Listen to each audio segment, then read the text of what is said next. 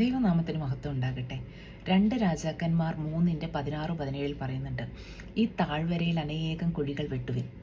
നിങ്ങൾ കാറ്റ് കാണത്തില്ല, മഴയും കാണത്തില്ല, പക്ഷേ ഈ താഴ്വര എന്തുകൊണ്ട് വെള്ളം കൊണ്ട് നിറയ്ക്കുമെന്ന് ദൈവത്തിൻ്റെ ആത്മാവോടെ പറയുവാണ്.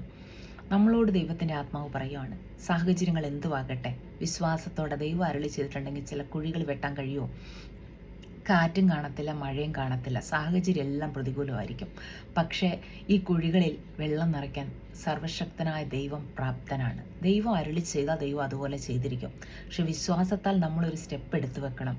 ചില കുഴികൾ വെട്ടണം. ദൈവം അരുളി ചെയ്ത് കഴിയുമ്പോൾ ചില കുഴികൾ വെട്ടിയിട്ട് അത് താഴ്വര വെള്ളം കൊണ്ട് നിറയാൻ വേണ്ടി നമ്മൾ കാത്തിരിക്കണം. നമ്മുടെ സാഹചര്യങ്ങൾ നോക്കിക്കഴിഞ്ഞാൽ നമുക്ക് ചിലപ്പോൾ അവിടെ വെള്ളം നിറയുന്നതായിട്ട് കാണത്തില്ല. കാരണം എന്താ, പ്രതികൂലങ്ങളായിരിക്കും സാഹചര്യങ്ങൾ ഉണ്ടായിരിക്കുക, കാറ്റ് മഴയൊന്നും കാണുന്നില്ലായിരിക്കും. പക്ഷേ ദൈവം വെള്ളം കൊണ്ട് ആ കുഴികളെ നിറയ്ക്കുവാൻ തക്കവണ്ണം സർവശക്തനായ ഒരു ദൈവമാണെന്ന് വിശ്വസിച്ചുകൊണ്ട് ചില കുഴികൾ വെട്ടിയാൽ ദൈവം അതിന്മേൽ പ്രവർത്തിക്കും. നമ്മുടെ വിശ്വതി ദൈവം അത്ഭുതം പ്രവർത്തിക്കും. ഈ വചനങ്ങളെ ദൈവം നിങ്ങളെ അനുഗ്രഹിക്കട്ടെ. ആമേൻ.